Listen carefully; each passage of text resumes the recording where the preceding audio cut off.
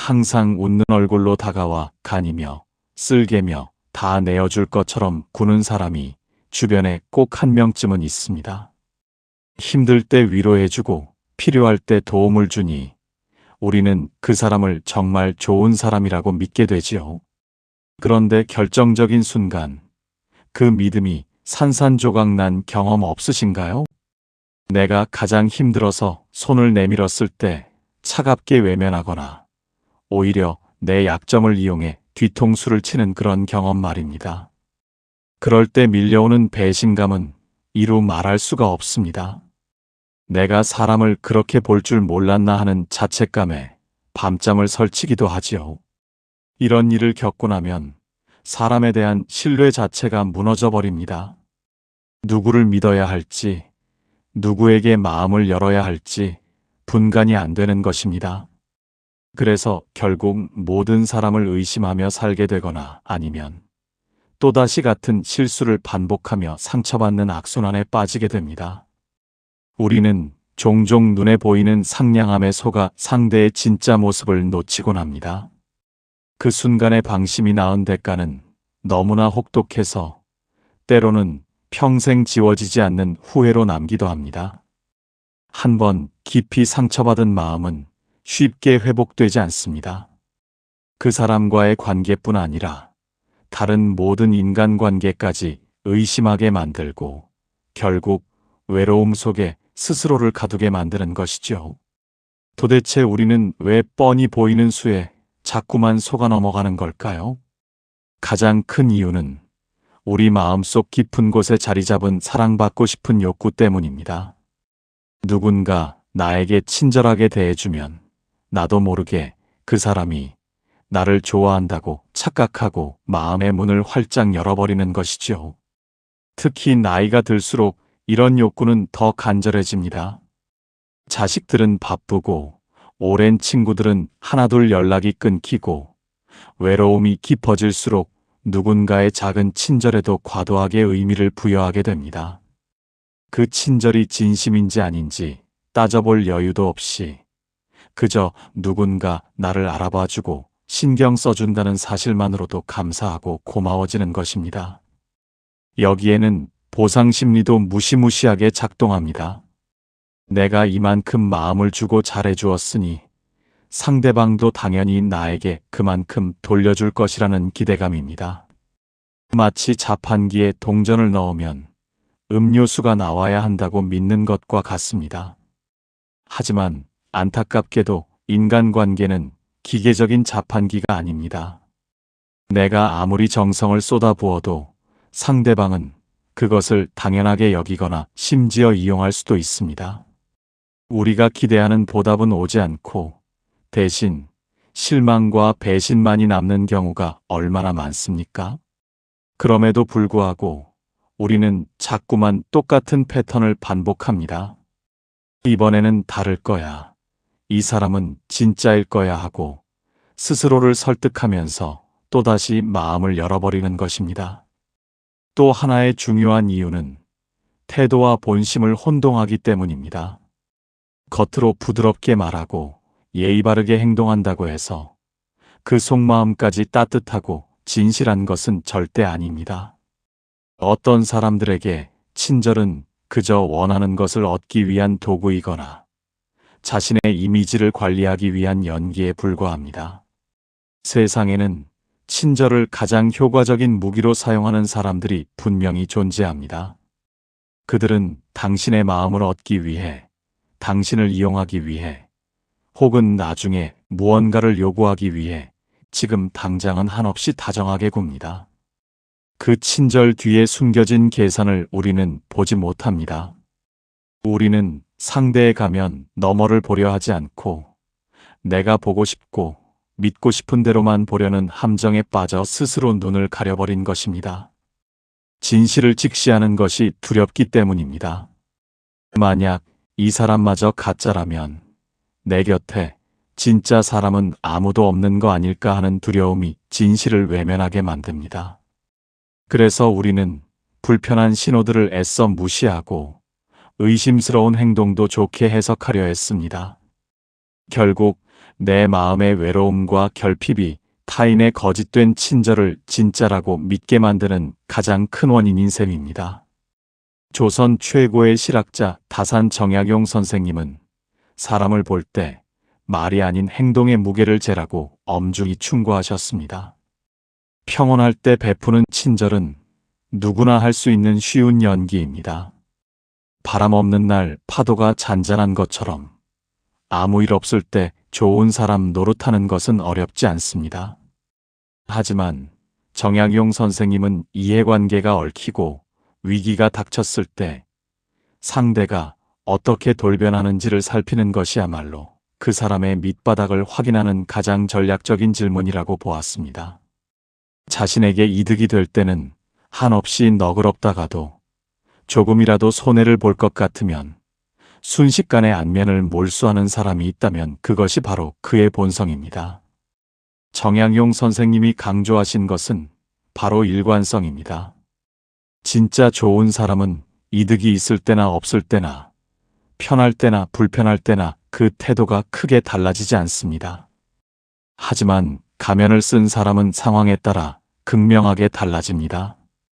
필요할 때는 꿀 떨어지는 말로 구슬리다가도 필요 없어지면 돌 던지듯 냉정하게 버립니다. 그래서 정약용 선생님은 사람을 판단할 때, 급할 때 어떻게 행동하는지, 이해관계가 걸렸을 때 어떻게 변하는지를 반드시 살피라고 하셨습니다. 그것이야말로 거짓을 걸러내는 가장 확실한 잣대라는 것입니다. 철학자 쇼펜하우어 역시 인간관계에 대해 아주 냉정한 시선을 보냈습니다. 그는 인간은 본래 이기적인 존재라고 규정하며 타인의 친절에 너무 큰 기대를 거는 것은 결국 스스로 고통을 자초하는 어리석은 짓이라고 경고했습니다. 남이 나에게 잘해주는 것은 그에게 어떤 목적이 있거나 그저 기분이 좋기 때문일 뿐 나를 진정으로 아껴서가 아닐 수 있다는 불편한 진실을 직시하라는 것입니다. 쇼펜하우어는 사람들이 서로에게 너무 가까이 다가가려 하다가 상처받는 모습을 고슴도치의 딜레마로 설명했습니다. 추운 겨울 고슴도치들이 체온을 나누려고 서로 가까이 다가가지만 가시에 찔려 다시 멀어지는 것처럼 사람도 너무 가까워지면 서로 상처를 주고받게 된다는 것입니다. 그래서 적절한 거리를 유지하는 것이 중요하다고 강조했습니다. 무조건 믿고 의지하려 하지 말고 그렇다고 완전히 거부하지도 말고 서로를 존중하는 적당한 거리를 찾아야 한다는 지혜입니다. 로마의 황제이자 스토아 학파 철학자였던 마르쿠스 아우렐리우스는 이렇게 말했습니다. 누군가 당신에게 거짓되게 행동한다 해도 그것 때문에 당신의 고결한 본성까지 해치지 않도록 하라. 상대의 가식과 위선에 휘둘려 분노하거나 좌절하며 나 자신의 평정심까지 무너뜨릴 필요는 없다는 뜻입니다. 남이 나를 배신했다고 해서 내가 비열해질 이유는 없습니다. 남이 거짓말을 했다고 해서 내가 진실을 포기할 필요도 없습니다. 남의 잘못된 행동에 대응하는 과정에서 나마저 그 수준으로 떨어진다면 결국 손해보는 것은 나 자신입니다. 마르쿠스 아우렐리우스가 강조한 것은 내면의 평화를 지키는 것입니다. 상대가 어떻게 행동하든 나는 내 원칙과 품위를 지키며 살아가야 한다는 것입니다. 그것이야말로 진정한 승리이고 진정한 자유라는 것입니다. 그렇다면 이 복잡하고 위험한 인간관계 속에서 우리는 어떻게 스스로를 지킬 수 있을까요? 친절이라는 달콤한 사탕을 덥석 받아먹기 전에 잠시 멈춰서서 생각할 시간이 필요합니다. 이것을 저는 깨어있는 거리두기라고 부르고 싶습니다. 누군가의 친절을 무조건 거부하라는 것이 아닙니다. 다만 그 친절이 진짜인지 가짜인지 분별할 수 있는 냉정함을 잃지 말라는 것입니다. 감정에 휩쓸려 판단력을 잃지 말고 항상 깨어있는 정신으로 관찰하고 판단해야 합니다. 첫 번째 구체적인 방법은 작은 거절을 해보는 것입니다. 상대가 무리한 부탁을 하거나 내 영역을 침범하려 할 때 정중하지만 단호하게 아니요라고 말해보세요. 그리고 그때 상대의 표정과 태도가 어떻게 변하는지 매의 눈으로 관찰해야 합니다. 진짜 좋은 관계라면 당신의 거절을 존중하고 이해하려 노력할 것입니다. 오히려 미안해하며 자신이 무리한 부탁을 했다고 사과할 수도 있습니다. 하지만 가면을 쓴 가짜 관계라면 순식간에 표정이 굳어지거나 화를 내고 심지어 당신을 비난하며 죄책감을 심어주려 할 것입니다. 내가 그동안 너한테 얼마나 잘해줬는데 이것 하나 못해주느냐며 은혜를 팔기 시작합니다. 혹은 넌 원래 그렇게 이기적이었어라며 인신공격을 하기도 합니다. 이런 반응이 나온다면 그것이 바로 그 사람의 본 모습입니다. 두 번째는 이유 없이 지나친 친절을 경계하는 것입니다. 세상에 대가 없는 호의는 가족 외에는 극히 드뭅니다. 저 사람이 나에게 왜 이렇게까지 잘해주는지, 그 이면에 숨겨진 의도는 없는지 차분하게 따져보는 지혜가 필요합니다.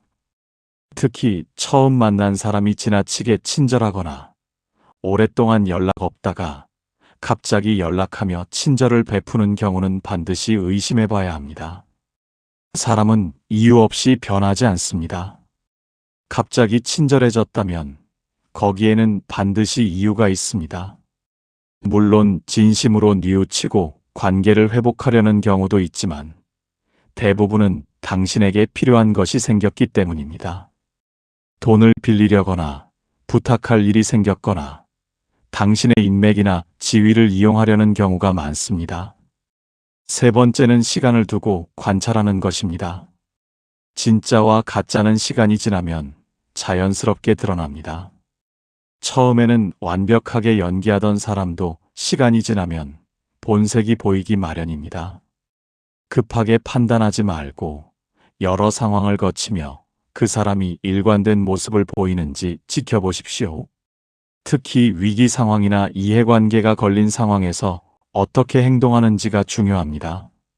마지막으로 감정의 온도를 낮추는 연습을 하세요. 상대의 말 한마디, 행동 하나에 일희일비하지 말고 한 발짝 물러서서 관찰자가 되어보는 겁니다. 저 사람은 저런 상황에서 저렇게 행동하는 특성이 있구나 하고 객관적으로 바라볼 때 비로소 우리는 감정의 소용돌이에 휩쓸리지 않고 중심을 잡을 수 있습니다. 감정이 뜨거워지면 판단력이 흐려집니다.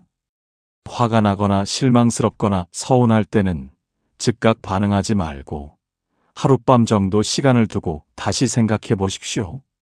그러면 훨씬 더 명확하게 상황이 보입니다. 또한 혼자서만 판단하지 말고 신뢰할 수 있는 제3자의 의견을 들어보는 것도 좋습니다. 당사자는 감정이 개입되어 제대로 보지 못하는 것을 객관적인 제3자는 명확하게 볼 수 있기 때문입니다.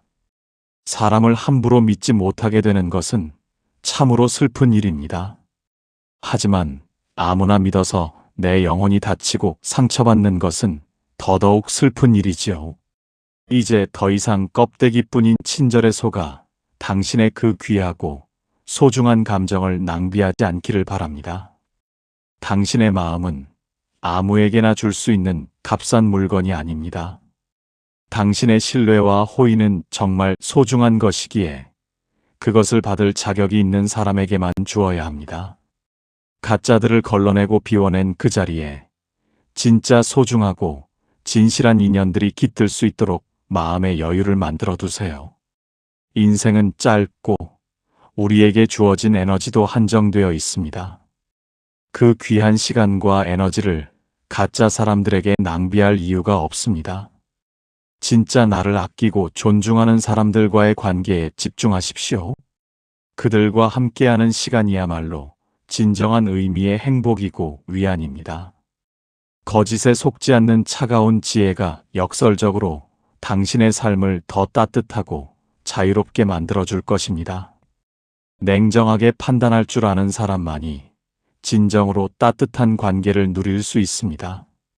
왜냐하면 가짜들을 걸러낸 후에야 비로소 진짜들과 깊이 있는 관계를 맺을 수 있기 때문입니다.